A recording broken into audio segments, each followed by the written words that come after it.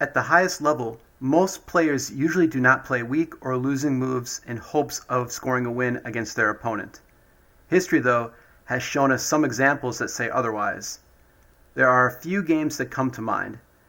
Elbert Lauder's 9-14 Octopus, which is a loss but tough to meet over the board, and the Octopus is 10-15, 21-17, 7-10, the 17-14 exchange.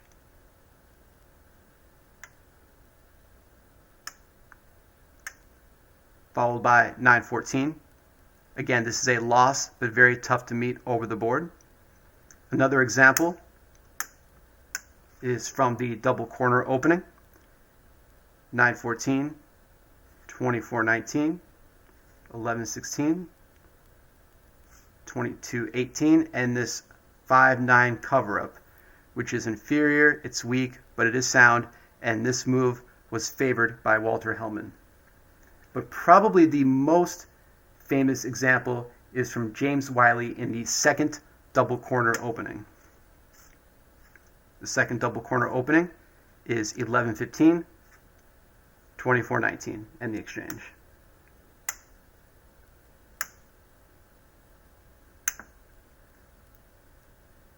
The herd laddie would use this opening along with the switcher opening to confuse a number of his opponents. Typically how this formation would come to play after the exchange is 8-11, 22-18, 11-16, 25-22,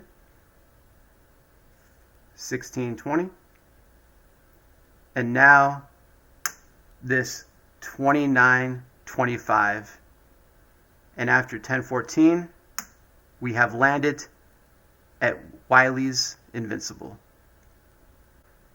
Let's bring this up again, and I'll show you how Wyllie ended up beating most of his opponents with this losing move of 29-25. So again, the second double corner.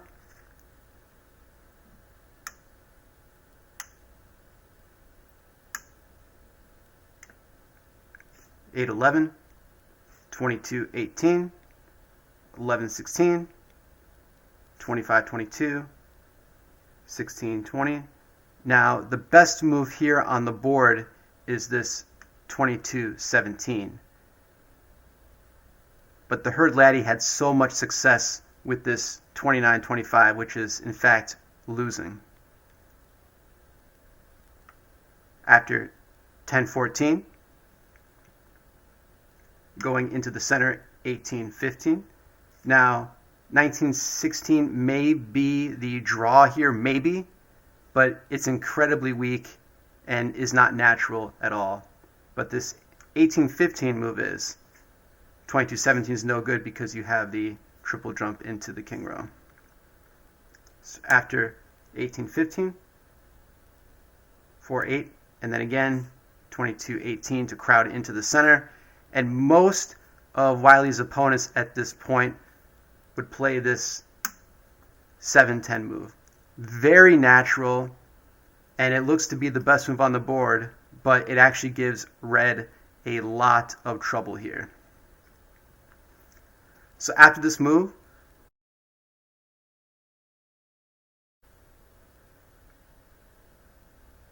Wyllie would play 25-22, 3-7, 32-28, and then this 7-11 move, which looks to lock a lot of things up. However, White has a great pitch here, which will seal the game, and that is this 21-17.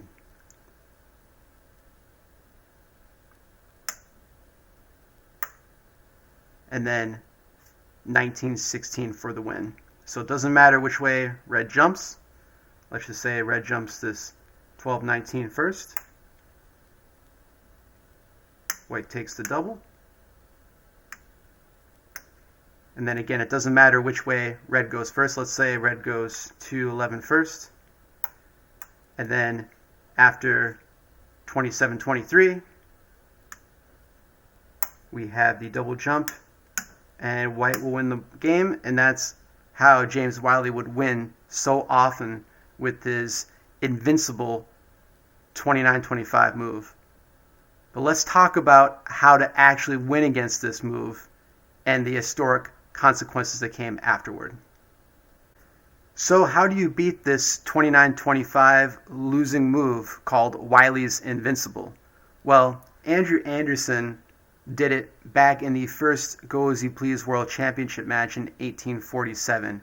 It was in Game 2, and Anderson deployed a cook, an innovation, to beat this move. So let's go over this move that he played. The second double corner is the opening.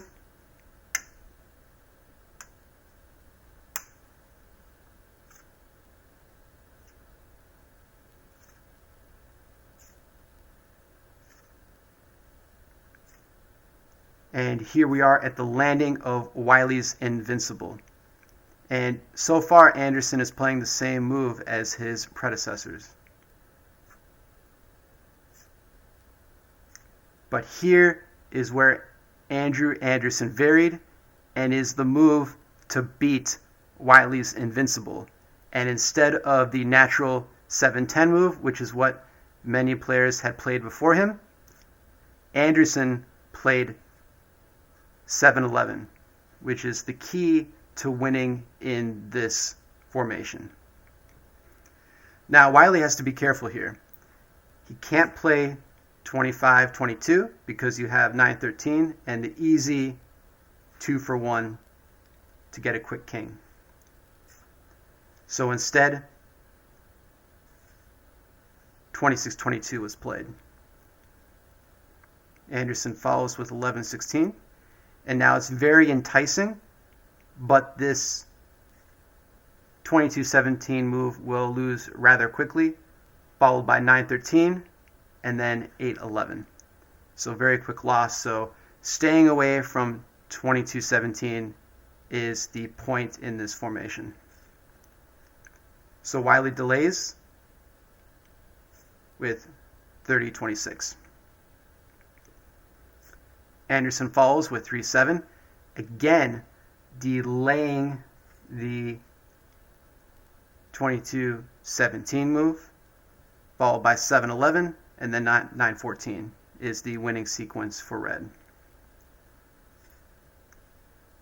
So Wyllie instead plays the 27-24 exchange.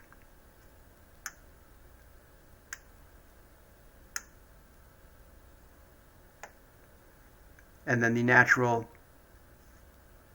16-20, which at first glance probably doesn't look good because white has an easy route to the king row here, as you can see with 22-17. But as I mentioned before, 22-17 in this formation is no good.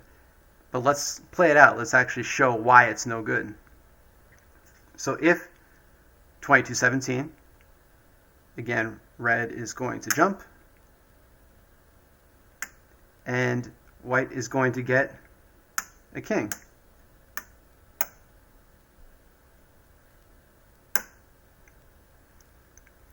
But now,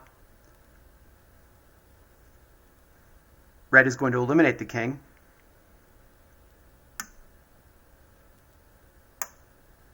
White jumps, and now 8-11. And I'm sure you can all see the triple jump sequence now for red.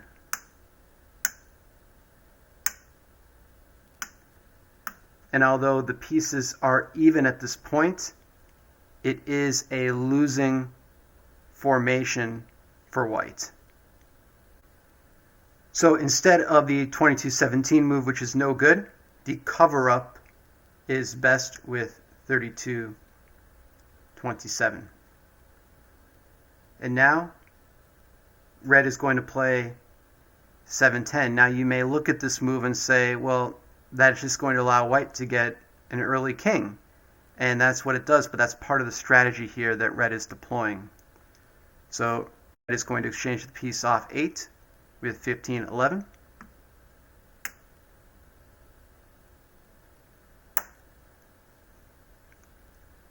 Red is going to move 9-13. And white is just going to continue to advance toward the king row.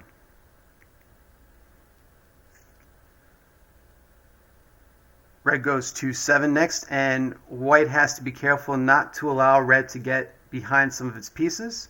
So it's going to play 22-18 next. Now instead of the 14-17 exchange, we have this brilliant 5-9 cover up here, and this move is key to securing the win. White is going to get a king now. And then we have this star move 13-17 from red. Now the natural 25-22 move is no good here because red is just going to go 7-11. After the jump, you can then see the triple jump sequence that red has.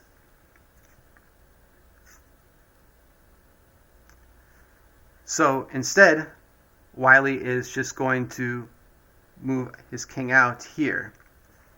And now we have a great tactical sequence from Anderson, which secures the win. First, he pitches 17-22.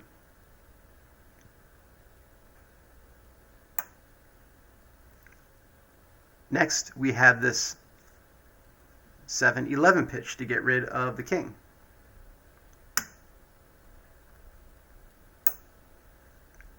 And now, finally, we have 12-16. And some of you can see the greater sequence going on here. And if you can, that's a sign you're a very, very good player. So after white jumps here, red jumps to 28. And then white has to jump once again. And now we have the triple jump. And the king. And the win for Anderson, scoring not only a win in this game, but overall in the first Go As You Please World Championship match, again, back in 1847. Now, famous player Newell Banks said, quote, "This move ends one of the grandest games on record, played by a man whose name will live for centuries as a player and who gave more as an author in the pioneer days than all of the rest put together." Thanks, as always, for watching.